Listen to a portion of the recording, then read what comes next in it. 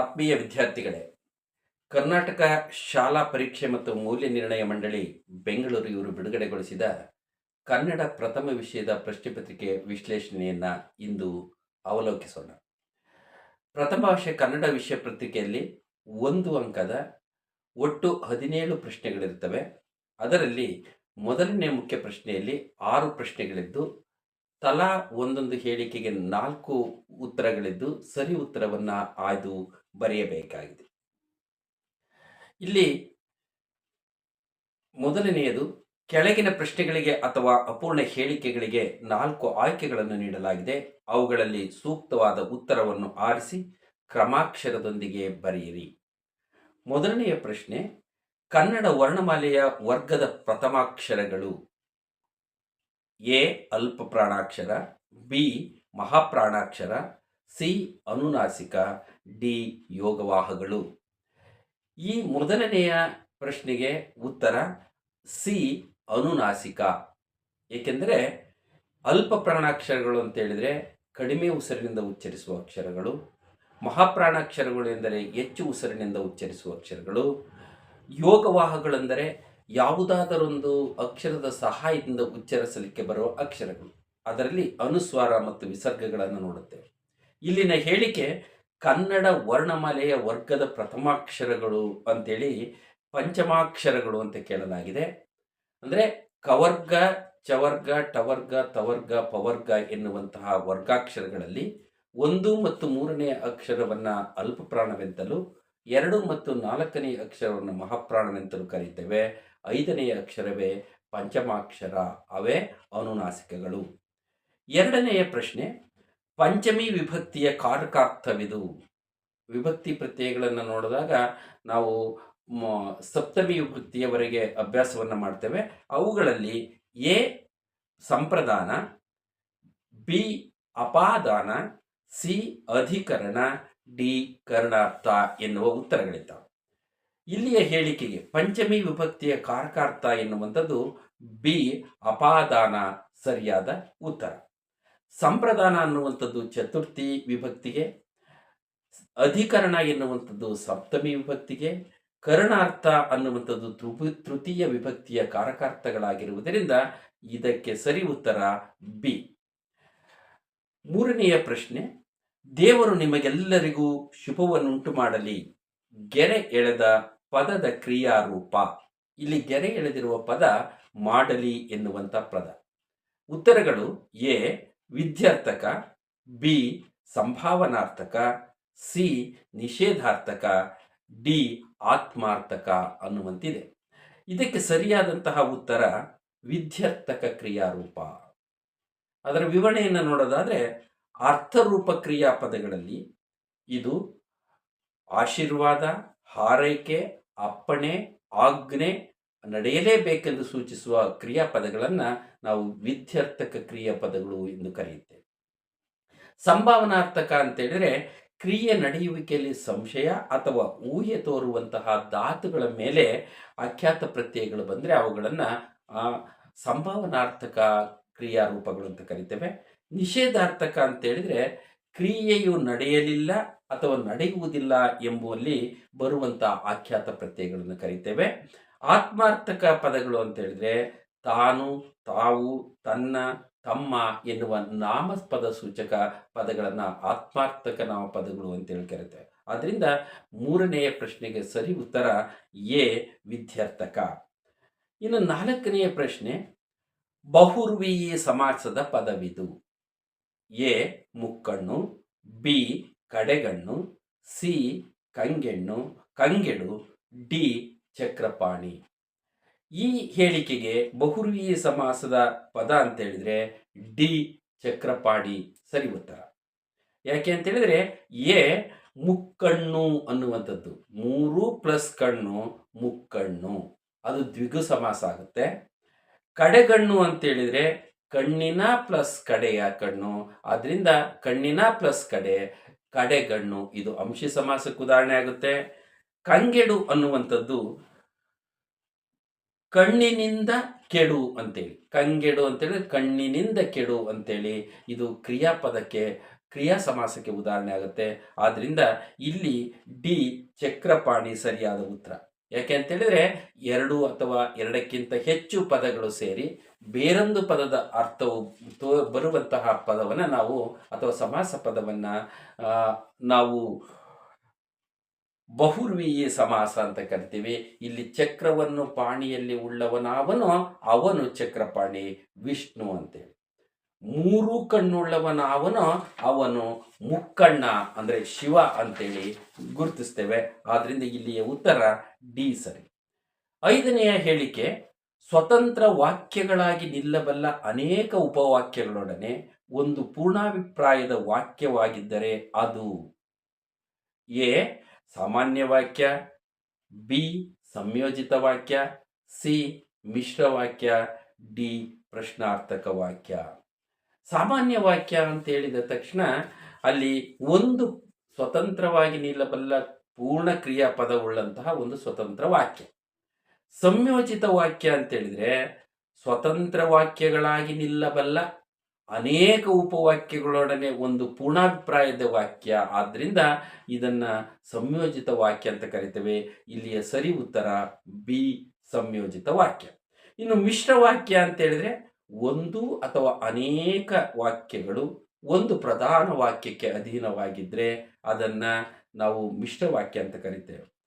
ಪ್ರಶ್ನೆ ರೂಪದ ಪದ ಅಥವಾ ಪ್ರಶ್ನೆ ರೂಪದ ವಾಕ್ಯದ ಕೊನೆಯಲ್ಲಿ ಬರುವಂತಹ ಚಿಹ್ನೆಯನ್ನ ಅಥವಾ ವಾಕ್ಯವನ್ನ ನಾವು ಪ್ರಶ್ನಾರ್ಥಕ ವಾಕ್ಯಗಳು ಅಂತ ಕರಿತೇವೆ. ಅಲ್ಲಿ ಪ್ರಶ್ನಾರ್ಥಕ ಚಿಹ್ನೆ ಇರುತ್ತದೆ. ಆರನೆಯದು ತರುವಾಯ ಪದವು ಈ ಅವ್ಯಯಕ್ಕೆ ಉದಾಹರಣೆಯಾಗಿದೆ. ಇಲ್ಲಿ ಅವ್ಯಯಗಳನ್ನು ಕುರಿತಾದಂಥ ಪ್ರಶ್ನೆ ಇದು. ಇಲ್ಲಿಯ ಸರಿ ಉತ್ತರವನ್ನು ನೋಡೋದಾದ್ರೆ ಎ ಅವಧಾರಣಾರ್ಥ ಕಾವ್ಯ ಅಂತ ಕೊಟ್ಟಿದ್ದಾರೆ, ಬಿ ಅನುಕರಣಾವ್ಯಯ ಅಂತಿದೆ, ಸಿ ಸಾಮಾನ್ಯಾರ್ಥ ಕಾವ್ಯ ಅಂತಿದೆ, ಡಿ ಕ್ರಿಯಾರ್ಥ ಕಾವ್ಯಯ ಅಂತ ಕೊಟ್ಟಿದ್ದಾರೆ. ಇಲ್ಲಿಯ ಸರಿ ಉತ್ತರ ಸಿ ಸಾಮಾನ್ಯಾರ್ಥ ಕಾವ್ಯಯ ಅಂತೇಳಿ. ಏಕೆಂದರೆ ಕ್ರಿಯೆಯು ನಡೆದ ರೀತಿಯನ್ನು ಅದೇ ರೀತಿಯಲ್ಲಿ ಹೇಳುವಂತಹ ವಾಕ್ಯ ಇದಾದ್ರಿಂದ ಇಲ್ಲಿ ಆ ಅವ್ಯಯ ಇರೋದ್ರಿಂದ ಅದಕ್ಕೆ ನಾವು ಸಾಮಾನ್ಯಾರ್ಥ ಕಾವ್ಯ ಅಂತ ಕರಿತೇವೆ. ತರುವಾಯ, ಚೆನ್ನಾಗಿ, ಸುಮ್ಮನೆ ಈ ಥರದ ಪದಗಳು ಬರ್ತವೆ. ಅವಧಾರಣಾರ್ಥಕವಾಯ ಅಂತ ಹೇಳಿದರೆ ಒಂದು ನಿಶ್ಚಯಾರ್ಥದಲ್ಲಿ ಹೇಳುವಂತಹ ಅವ್ಯಯಗಳು, ಇದೇ, ಅದೇ, ಇದು ಅಂತೇಳಿ ಹೇಳ್ತೀವಲ್ಲ ಅದು. ಅನುಕರಣಾವ್ಯಯ ಅಂದರೆ ಘಟನೆ ನಡೆದದ್ದನ್ನು ಯಥಾವತ್ತಾಗಿ ತಿಳಿಸುವಂಥದ್ದು. ಉದಾಹರಣೆ ಚಟ ಚಟ, ಪಟ ಪಟ, ಡಣ ಡಣ ಅನ್ನುವಂಥದ್ದನ್ನು ನಾವು ನೋಡ್ತೇವೆ. ಕ್ರಿಯಾರ್ಥ ಕಾವ್ಯ ಅಂತ ಹೇಳಿದ್ರೆ ಕ್ರಿಯಾಪದದ ಸ್ಥಾನದಲ್ಲಿದ್ದು ವಾಕ್ಯದ ಅರ್ಥವನ್ನು ಪೂರ್ಣಗೊಳಿಸುವಂಥ ಅವ್ಯಯಗಳು, ಅವುಗಳನ್ನು ಕ್ರಿಯಾರ್ಥ ಕಾವ್ಯಗಳು ಅಂತೇಳಿ ಕರೀತಾರೆ. ಇಲ್ಲಿಗೆ ಮೊದಲ ಮುಖ್ಯ ಪ್ರಶ್ನೆಯ 6 ಉಪ ಪ್ರಶ್ನೆಗಳಿಗೆ ಉತ್ತರ ಮುಗಿಯಿತು. ಇನ್ನು ಎರಡನೆಯ ಮುಖ್ಯ ಪ್ರಶ್ನೆ, ಕೆಳಗಿನವುಗಳಲ್ಲಿ ಮೊದಲೆರಡು ಪದಗಳಿಗಿರುವ ಸಂಬಂಧದಂತೆ ಮೂರನೆಯ ಪದಕ್ಕೆ ಸರಿ ಹೊಂದುವ ಸಂಬಂಧಿ ಪದವನ್ನು ಬರೆಯಿರಿ. ಆದ್ಮೇಲೆ ಇಲ್ಲಿ ಬಹಳ ಸುಲಭವಾಗಿ ಅಂಕವನ್ನು ಗಳಿಸ್ಬೋದಾಗಿದೆ. ಮೊದಲನೇ ಪದಕ್ಕೆ ಎರಡನೇ ಉತ್ತರ ಸರಿ ಕೊಟ್ಟಿರ್ತಾರೆ. ನಾವು ಮೂರನೇ ಪದಕ್ಕೆ ನಾಲ್ಕನೆಯ ಪದವನ್ನು ಹುಡುಕಿ ಸರಿ ಉತ್ತರವನ್ನು ಬರೀಬೇಕು. ಇದನ್ನು ಸಂಬಂಧ ಕಲ್ಪಿಸಿ ಪ್ರಶ್ನೆಗಳು ಅಂತ ಕರಿತೇವೆ.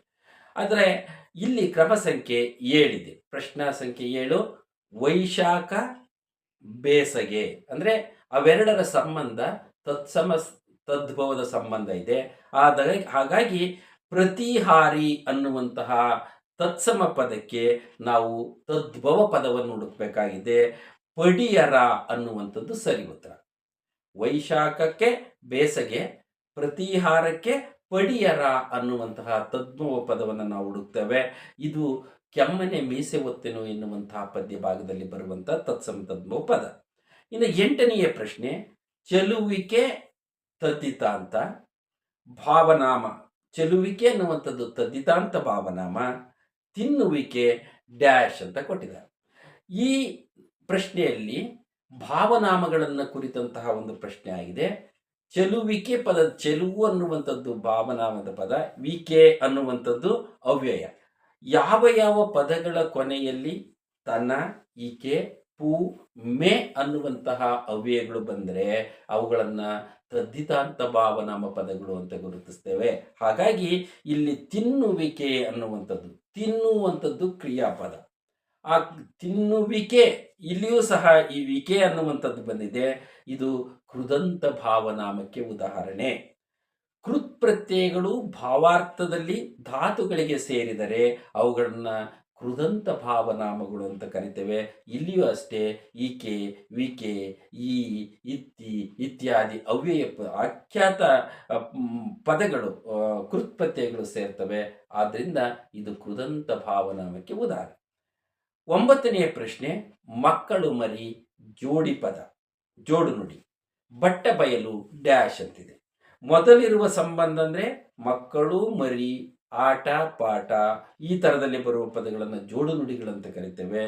ಬಯಲು ಪ್ಲಸ್ ಬಯಲು ಕೂಡಿ ಬಟ್ಟ ಬಯಲು ಅಂತ ಆಗಿದೆ. ಇದನ್ನು ದ್ವಿರುಕ್ತಿ ಪದ ಅಂತ ಹೇಳ್ತೇವೆ. ದ್ವಿರುಕ್ತಿ ಅಂದರೆ ಆ ಕ್ರಿಯೆಯ ವೇಗವನ್ನು ಹೆಚ್ಚಿಸುವಂತಹ, ಅದರ ತೀವ್ರತೆಯನ್ನು ತೋರಿಸುವಂತಹ, ಜೋಡಿಯಾಗಿ ಬಂದರೂ ಸಹ ಅಲ್ಲಿರುವಂತಹ ಅರ್ಥ ವ್ಯತ್ಯಾಸದ ಮೇಲೆ ನಾವು ಮಕ್ಕಳು ಮರಿ ಬಟ್ಟ ಬಯಲು ಇವುಗಳನ್ನು ನೋಡಬೇಕು. ಇಲ್ಲಿ ಸರಿ ಉತ್ತರ ದ್ವಿರುಕ್ತಿ. 10ನೆಯ ಪ್ರಶ್ನೆ, ಮನುಷ್ಯ ರೂಢನಾಮ, ಪೂಜಾರಿ ಡ್ಯಾಶ್. ನಾಮಪದಗಳಲ್ಲಿ ನಾವು ರೂಢನಾಮ, ಅಂಕಿತನಾಮ, ಅನ್ವರ್ಥನಾಮಗಳು ಅಂತ ನೆನಪು ಮಾಡಿಕೊಂಡು ಮೊದಲಿನ ಪದ ಮನುಷ್ಯ ಅನ್ನುವಂಥದ್ದು ರೂಢಿಯಿಂದ ಬಂದದ್ದಾದ್ದರಿಂದ ರೂಢನಾಮ. ಪೂಜಾರಿ ಅನ್ನುವಂಥದ್ದು ಅವನ ಕೆಲಸವನ್ನು ಗುಣವನ್ನು ತೋರಿಸುವಂಥ ಪದಗಳಿದ್ರೆ ಅವುಗಳನ್ನು ಅನ್ವರ್ಥನಾಮ ಅಂತ ಕರಿತೀವಿ. ಪೂಜಾರಿ ಅನ್ವರ್ಥಕ ನಾಮಕ್ಕೆ ಉದಾಹರಣೆ. ಇನ್ನು 3ನೆಯ ಮುಖ್ಯ ಪ್ರಶ್ನೆ, ಕೆಳಗಿನ ಪ್ರತಿಯೊಂದು ಪ್ರಶ್ನೆಗಳಿಗೆ ಒಂದೊಂದು ವಾಕ್ಯದಲ್ಲಿ ಉತ್ತರವನ್ನು ಬರೆಯಿರಿ. ಮೊದಲು 1ರಿಂದ 10ರವರೆಗಿನ ಪ್ರಶ್ನೆಗಳು ವ್ಯಾಕರಣಕ್ಕೆ ಸಂಬಂಧಪಟ್ಟಂತಹ ಪ್ರಶ್ನೆಗಳಿದ್ವು. ಈಗ ಪದ್ಯ, ಗದ್ಯ ಮತ್ತು ಪಠ್ಯಪೋಷಕ ಅಧ್ಯಯನಕ್ಕೆ ಸಂಬಂಧ ಪ್ರಶ್ನೆಗಳಿರ್ತವೆ. ಇಲ್ಲಿ ಕೊಟ್ಟಿರುವಂತಹ 7 ಪ್ರಶ್ನೆಗಳಿಗೆ ನಾವು ವಾಕ್ಯ ರೂಪದಲ್ಲಿಯೇ ಉತ್ತರಿಸಬೇಕು. ಹಾಗಾಗಿ ಕೆಳಗಿನ 11ನೆಯ ಪ್ರಶ್ನೆಯನ್ನು ಗಮನಿಸೋಣ. ಹಸಿದು ಮಲಗಿದ್ದ ಹುಲಿಯು ಏನೆಂದು ಯೋಚಿಸಿತು. ಹಸಿದು ಮಲಗಿದ್ದ ಹುಲಿಯು ಏನೆಂದು ಯೋಚಿಸಿತು. ಅದಕ್ಕೆ ಉತ್ತರವನ್ನು ಸರಿಯಾಗಿ ಬರೀಬೇಕು. ಹಸಿದು ಮಲಗಿದ್ದ ಹುಲಿಯು ಬರಿದಾಗಿರುವ ತನ್ನ ಹೊಟ್ಟೆಗೆ ವಿಧಿ ಆಹಾರಕ್ಕೆ ಏನನ್ನು ಒದಗಿಸುವುದೋ ಎಂದು ಯೋಚಿಸುತ್ತಿತ್ತು. ಉತ್ತರವನ್ನು ಸರಳವಾಗಿ, ನೇರವಾಗಿ, ಪೂರ್ಣ ವಾಕ್ಯದಲ್ಲಿ ಉತ್ತರಿಸಬೇಕು. 12ನೆಯ ಪ್ರಶ್ನೆ, ವಿಶ್ವೇಶ್ವರಯ್ಯ ಅವರನ್ನು ದಿವಾನರಾಗಿ ನೇಮಿಸಿದವರು ಯಾರು. ನಾವು ಮೈಸೂರಿನ ಅರಸರ ಅವಧಿಯನ್ನು ಗಮನಿಸಿದಾಗ ಇದು ಬರುತ್ತೆ. ವಿಶ್ವೇಶ್ವರಯ್ಯ ಅವರನ್ನು ದಿವಾನರನ್ನಾಗಿ ನೇಮಿಸಿದವರು ಮೈಸೂರಿನ ದಿವಾನರನ್ನಾಗಿ ನೇಮಿಸಿದಂಥವರು ಮೈಸೂರಿನ ಅಂದಿನ ಅರಸರಾದಂಥ ನಾಲ್ವಡಿ ಕೃಷ್ಣರಾಜ ಒಡೆಯರ್. 13ನೆಯ ಪ್ರಶ್ನೆ, ಗಡಿ ಪ್ರದೇಶಗಳಲ್ಲಿ ಬ್ಲಾಕ್ಔಟ್ ನಿಯಮವನ್ನು ಏತಕ್ಕಾಗಿ ಪಾಲಿಸಲಾಗುತ್ತದೆ.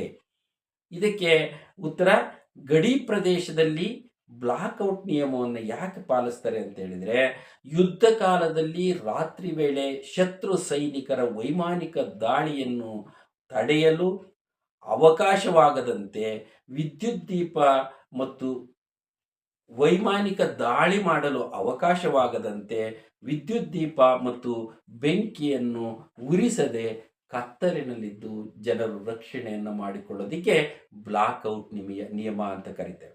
14ನೆಯ ಪ್ರಶ್ನೆ, ಕಾಶ್ಯಪಿ ವಿದ್ಯಾಭ್ಯಾಸಕ್ಕಾಗಿ ತನ್ನ ಮಕ್ಕಳನ್ನು ಯಾರ ಬಳಿಗೆ ಕಳುಹಿಸಿದಳು. ಇಲ್ಲಿ ಕಾಶ್ಯಪಿ ವಿದ್ಯಾಭ್ಯಾಸಕ್ಕಾಗಿ ತನ್ನ ಮಕ್ಕಳನ್ನ ಸೋದರನಾದ ಸೂರ್ಯಮಿತ್ರನ ಬಳಿಗೆ ಕಳುಹಿಸಿದಳು ಎಂದು ಬರೆಯಬೇಕು. 15ನೇ ಪ್ರಶ್ನೆ, ಕುದುರೆಯನ್ನು ಲವನು ಯಾವುದರಿಂದ ಕಟ್ಟಿದನು. ವೀರಲವ ಪದ್ಯ ಭಾಗದಲ್ಲಿ ಬರುವಂಥದ್ದು. ಕುದುರೆಯನ್ನು ಲವನು ತನ್ನ ಬಳಿಯಿದ್ದ ಉತ್ತರೀಯದಿಂದ ಅಂದರೆ ಮೆಲುಹೊದಿಕೆಯಿಂದ ಆ ಕುದುರೆಯನ್ನ ಕಟ್ಟಿದನು. 16ನೇ ಪ್ರಶ್ನೆ, ದ್ರೋಣನು ಪರಶುರಾಮರ ಬಳಿಗೆ ಏಕೆ ಬಂದನು. ಇಲ್ಲಿ ದ್ರೋಣರು ಪರಶುರಾಮನ ಬಳಿಗೆ ಯಾಕೆ ಬಂದರು ಅಂತ ಹೇಳಿದರೆ, ಅವನಿಗೆ ಬಡತನ ಬಂದದ್ದ ಕಾರಣಕ್ಕಾಗಿ ದ್ರವ್ಯಾರ್ಥಿಯಾಗಿ ಅಥವಾ ಸಹಾಯವನ್ನು ಬೇಡಿ ಅಲ್ಲಿಗೆ ಬಂದಿರ್ತಾನೆ. ಅದನ್ನು ದ್ರೋಣರು ಪರಶುರಾಮರ ಬಳಿಗೆ ಬಡತನದ ಕಾರಣಕ್ಕೆ ದ್ರವ್ಯಾರ್ಥಿಯಾಗಿ ಬಂದಿದ್ದರು ಎನ್ನುವಂಥದ್ದನ್ನು ನಾವು ಬರಿಬೇಕು. 17ನೆಯ ಪ್ರಶ್ನೆ, ಈ 3ನೇ ಮುಖ್ಯ ಪ್ರಶ್ನೆಯ ಕೊನೆಯ ಪ್ರಶ್ನೆ, ಅಮಾಯಕ ಭಾರತೀಯರ ಮೇಲೆ ಗುಂಡಿನ ಮಳೆಗೆರೆದ ಬ್ರಿಟಿಷ್ ಅಧಿಕಾರಿಯ ಹೆಸರೇನು. ವಾಕ್ಯ ಅದೇ ರೂಪದಲ್ಲಿ ತಗೊಂಡೋಗಿ ಹೆಸರೇನು ಅನ್ನುವಲ್ಲಿ ಮಾತ್ರ ಉತ್ತರದ ಪದವನ್ನು ಸೇರಿಸಬಹುದು. ಅಮಾಯಕ ಭಾರತೀಯರ ಮೇಲೆ ಗುಂಡಿನ ಮಳೆಗೆರೆದ ಬ್ರಿಟಿಷ್ ಅಧಿಕಾರಿ ಜನರಲ್ ಡಯರ್. ಫುಲ್ ಸ್ಟಾಪ್, ಪೂರ್ಣ ವಾಕ್ಯದ ಚಿಹ್ನೆಯನ್ನು ಇಡಬೇಕು. ಹೀಗೆ ಒಂದು ವಾಕ್ಯದ ಒಟ್ಟು 17 ಪ್ರಶ್ನೆಗಳನ್ನು ಸುಲಭವಾಗಿ ನೀವು ಅಂಕ ಗಳಿಸೋದಕ್ಕೆ ಸಾಧ್ಯತೆ ಇದೆ. ಹಾಗಾಗಿ ಈ ಉತ್ತರವನ್ನು ನಿಖರವಾಗಿ ತಪ್ಪಿಲ್ಲದೆ ಬರೆಯುವ ನಿಟ್ಟಿನಲ್ಲಿ ನೀವು ಪ್ರಯತ್ನಶೀಲರಾಗಬೇಕು. ಮುಂದಿನ ಸಂಚಿಕೆಯೊಂದಿಗೆ ಮತ್ತೆ ಭೇಟಿಯಾಗ್ತೀನಿ. ಧನ್ಯವಾದಗಳು.